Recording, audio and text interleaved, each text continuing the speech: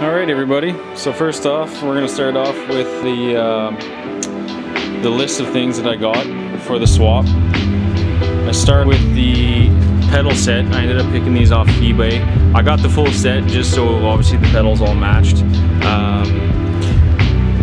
I didn't want to cut the auto brake pedal, so I got an actual manual brake pedal set, so it'll actually look properly and all be bent in the right area so it'll feel and look stock.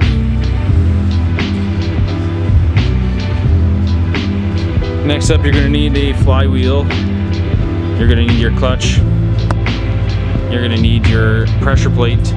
I had to get a new hub assembly for this because mine was missing on the setup. I got the clips, I got my fork, I got the bracket that sits in here inside the transmission. I've got some seals. I got a new pilot bearing, got some ARP bolts for the flywheel. Always a good idea to change those when you're removing or at least doing the swap, because you don't want those to let go and have a flywheel come through your dash.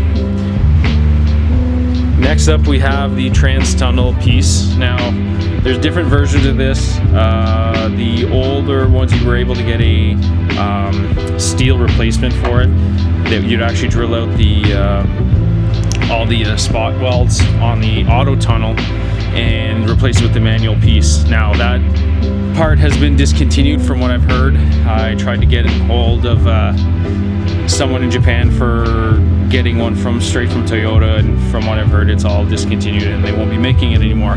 So I managed to get this one out of Australia. It's a fiberglass piece. It's not the greatest, but it'll do the job for sealing off any noise and you know, dust and whatever else, fumes that'll come through the shifter assembly. I am waiting on the actual rubber boot that bolts onto this to seal around the shifter itself, as well as the manual transmission surround that goes around the actual shifter and boot and everything. So those are coming from Japan right now. I managed to score one for a decent price, not $1,200 like I've seen other ones. The other thing is I got a brand new slave cylinder. I also got some new pressure plate bolts. I didn't really want to use old ones. I mean, again, we're going in here, we might as well. I have a clutch, a braided clutch line for my slave to the master cylinder. I have a rear main seal as well. Rear main seal, might as well do it. We're literally going to be there with everything off. I don't know why you wouldn't. Also, I got the tripod shifter bushings. Now, as you can see, these are, I don't know if you can see, but they're shot. They're pretty much junk. So I was going to go solid bushing, but I figured I would just go OEM. I found them, they weren't that expensive, and yeah, I might as well just get that OEM feel in the car. It'd be nice. I also got a output shaft seal. Last time I did an R154 swap, it pretty much immediately started leaking out of this. They dry up just from actually having no input shaft in it. They tend to dry up and shrink a bit, and then they crack and then they start leaking. So new one of those, definitely nice.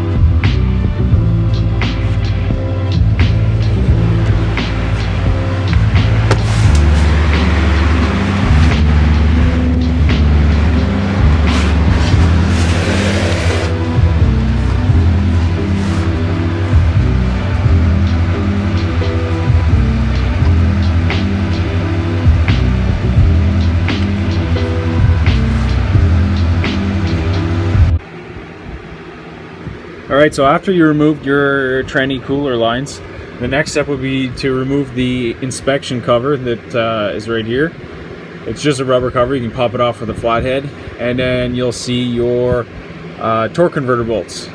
They're bolted through the pressure plate that's right here, and there's 6 of them.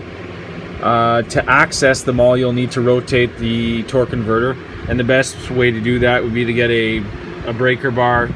3/8 will do. You don't need anything too crazy.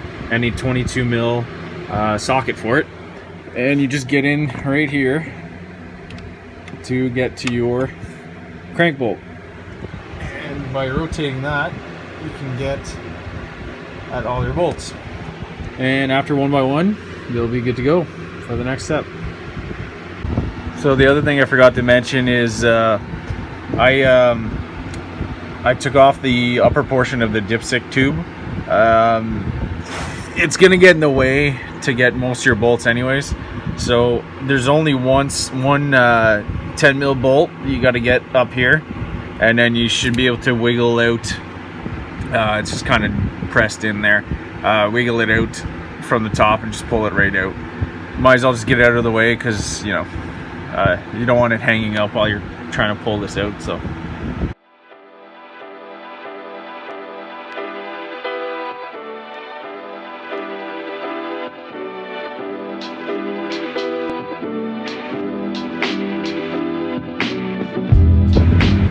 okay, so now that the transmission's dropped down on the jack, you'll be able to see there's some bolts way down there. I don't know if I can get it to focus.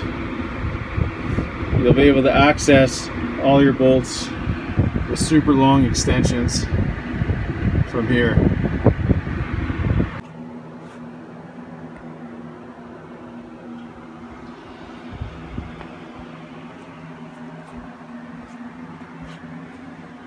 That's all the extensions I have. Hopefully that's long enough. That's what she said.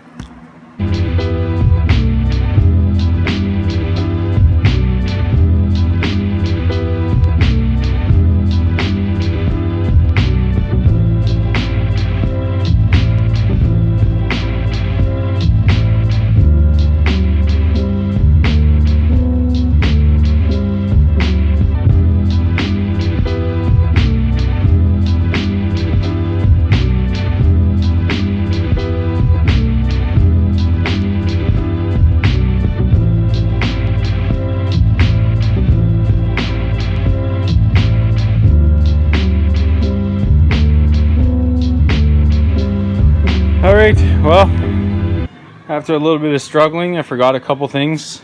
I forgot about this cable.